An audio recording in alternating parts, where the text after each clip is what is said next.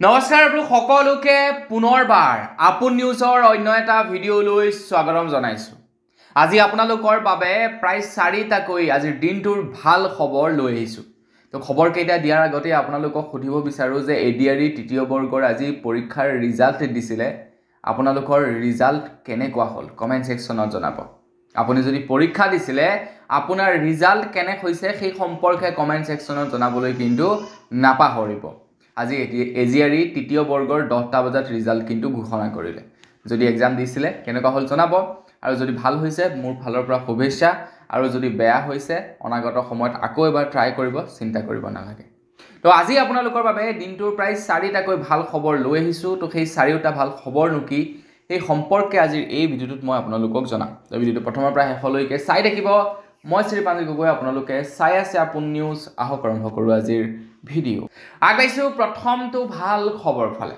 আমাৰ ভাৰতবৰ্ষত মুকলি কৰিলে প্ৰথমটো ইলেক্ট্ৰনিক ট্ৰাকৰ চাৰ্জিং চেণ্টাৰ আৰু লগতে প্ৰথমখন ইলেক্ট্ৰনিক ট্ৰাক। তো নীতিন গাডকাৰীদেৱে যোৱাকালি জনোৱা অনুসৰি হাৰিয়ানাত ইলেক্ট্ৰনিক ট্ৰাকৰ বেটেৰী চেপিং সহ চাৰ্জিং ষ্টেচনৰ উদ্বোধন কৰে বুলি খবৰ ওলাই পৰিছে। মানে এতিয়া পেট্ৰল ডিজেল লাহে লাহে ব্যৱহাৰটো কমি যাব, আৰু পেট্ৰল ডিজেলৰ পৰিৱৰ্তে মানুহে লাহে লাহে ব্যৱহাৰ কৰিবলৈ ল'ব ইলেক্ট্ৰনিক সামগ্ৰীবিলাক। তো ইলেক্ট্ৰনিক বেয়া নহয় অৱশ্যে, ভাল, যিটোৰ জৰিয়তে আপোনালোকৰ পকেটৰ পইচা অকণমান ৰেহাই হয়।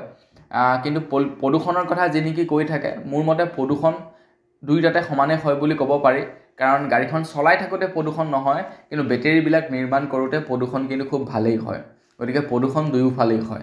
বাৰু যি কি নহওক, প্ৰদূষণৰ কথা যদি আমি ছাইড কৰি দিওঁ, পইচা কিন্তু ৰেহাই হয় বেটেৰীত।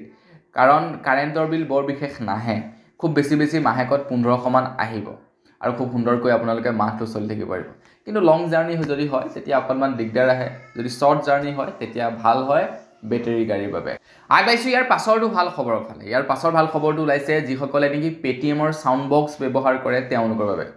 এই যে মানে পেটিএম প্ৰৰ ইতনা ৰুপিয়া প্ৰাপ্ত হোৱা, এই বস্তুটো যে কৈ থাকে চাউণ্ড বক্সটো, তো যিসকলে এই চাউণ্ড বক্সটো ব্যৱহাৰ কৰে তেওঁলোকৰ কাৰণে এটা ভাল খবৰ ওলাই পৰিছে।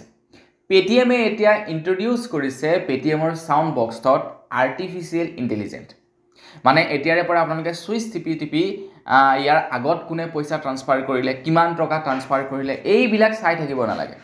ডাইৰেক্ট বক্সটো সুধিলে হ'ল বোলে আজি কেইটকা মোৰ সৰ্বমুঠ কেইটকা ট্ৰানজেকশ্যন হ'লো, কৈ দিব যে আপোনাৰ আজিৰ দিনটোত ইমান টকা ট্ৰানজেকশ্যন হ'ল।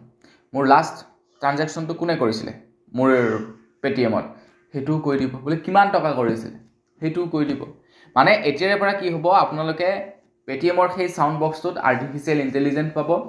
এজন মানে মেনেজাৰক আপোনালোকে সোধাৰ দৰে পেটিএমৰ চাউণ্ড বক্সটোত সুধি থাকিব পাৰিব যে কিমান টকাৰ ট্ৰানজেকশ্যন হৈছে, কিমান টকাৰ লিমিট আছে, কিমান পাৰিম ট্ৰানজেকশ্যন কৰিবলৈ, কোনটো কেইটকাৰ ট্ৰানজেকশ্যন হ'ল, কোনে ট্ৰানজেকশ্যন কৰিলে, গোটেই ষ্টেটমেণ্ট লাগে। এই গোটেই বস্তুবিলাক আৰ্টিফিচিয়েল ইণ্টেলিজেন্টে কৰি থাকিব বুলি জনাইছে। আৰু তেখেতে ডেমো দিয়ে, য'ত তেখেতে কয় যে 12টা লেংগুৱেজত, মানে পেটিএমৰ অ'নাৰজনে কয়, CEO-জনে কয় যে 12টা লেংগুৱেজত আপোনালোকে কথা পাতিব পাৰিব পেটিএমৰ চাউণ্ড বক্সত। অসমীয়াটো হয়তো চাগে অহা নাই, লাহে লাহে ইনক্লুড কৰিব। আগবাইছোঁ ইয়াৰ পাছৰটো ভাল খবৰ ফালে। খবৰ ওলাই পৰিছে LPG গেছৰ দাম হেনো কমিছে।